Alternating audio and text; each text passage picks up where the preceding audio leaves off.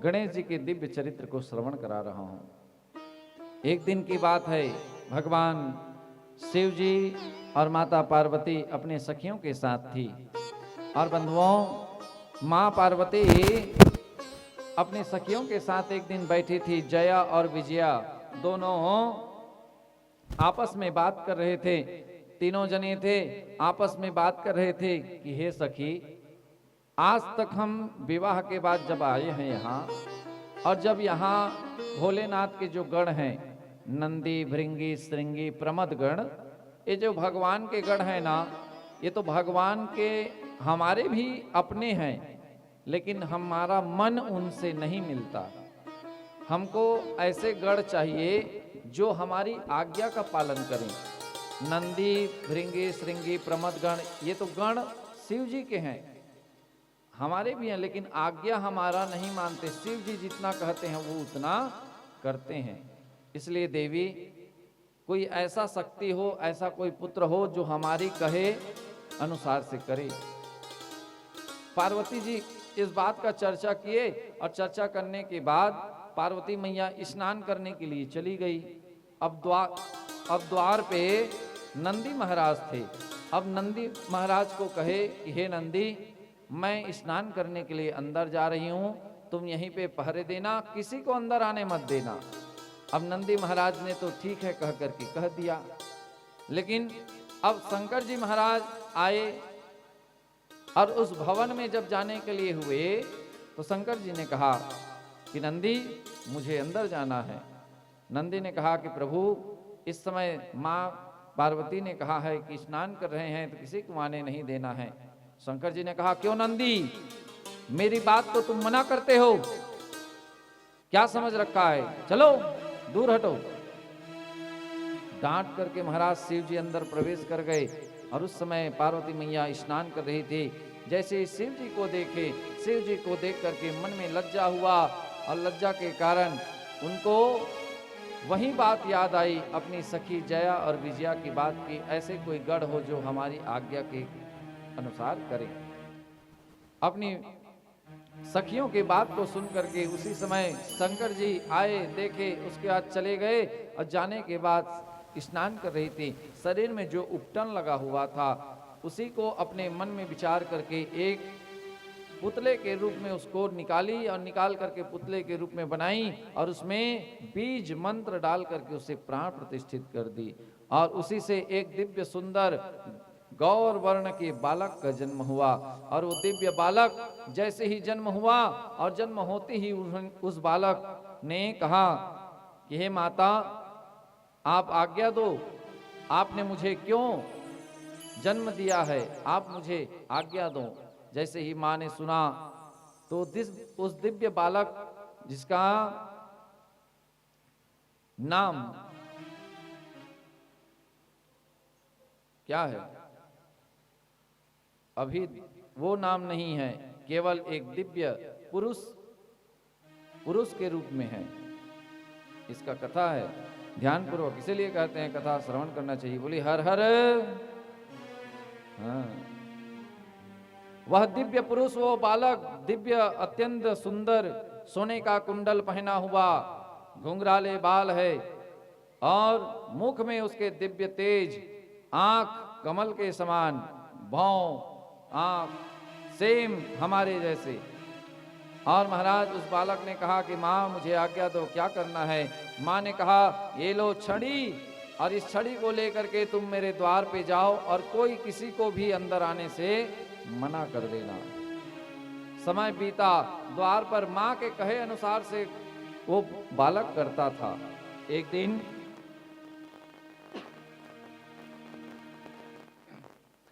दिन क्या हुआ कि फिर माँ पार्वती अपने भवन में थी।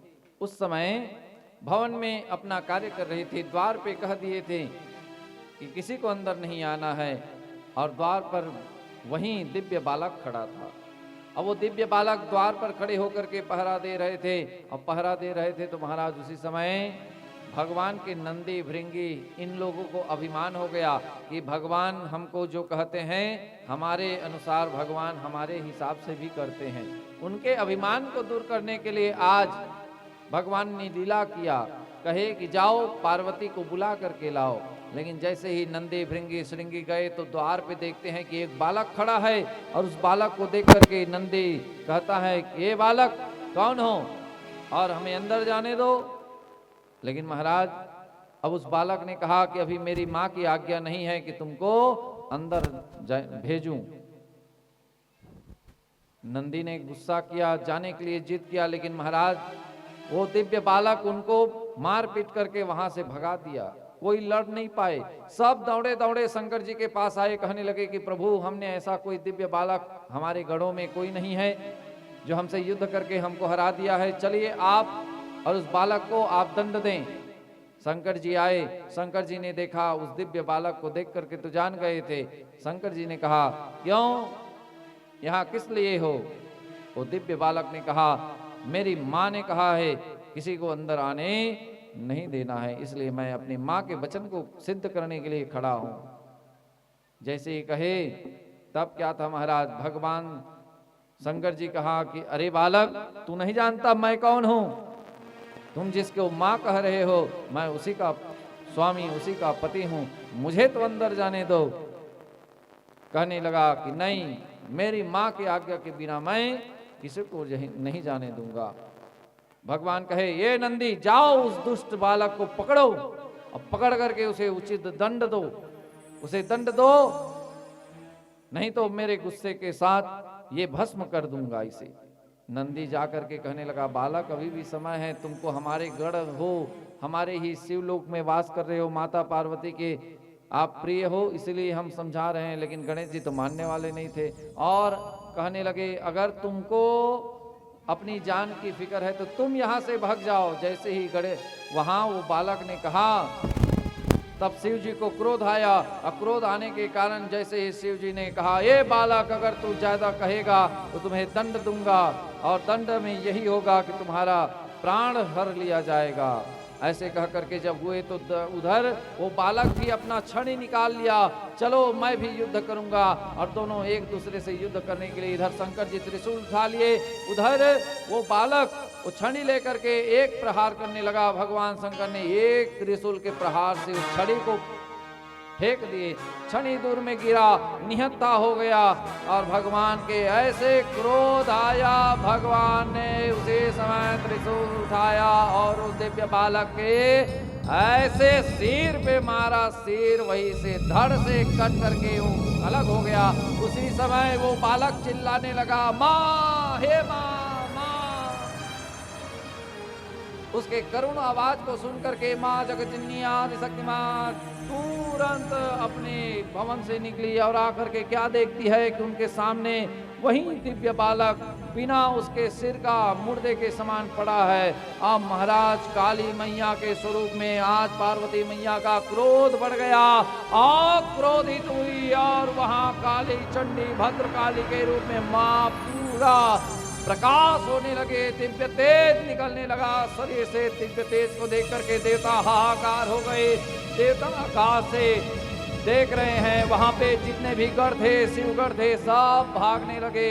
देवता आकर के प्रार्थना करते हे मैया शांत हो जाओ, शांत हो जाओ, क्षमा करो देवताओं, अगर मेरा ये पुत्र अगर जीवित नहीं होगा तो मैं आज पूरे संसार को खत्म कर दूंगे, और मैं आज पूरे संसार को खत्म करके मैं तुम सभी को खत्म कर दूंगी। इस तरह से कहने लगे और आदि शक्ति माँ के उस वचन को सिद्ध करने के लिए आज शंकर जी ने कहा कि हे देवताओं जाओ, अब एक ही उपाय है, क्या देवी के गुस्सा को शांत करने के लिए उस पुत्र का जीवित होना, और प्रथम पूजन का अधिकारी तभी होगा जो भी बच्चा अपनी माँ से पीट करके सोया होगा, और जो पहला मिलेगा उस जीव का तुम धड़ काट करके लाना और उसके धड़ में जोड़ देना।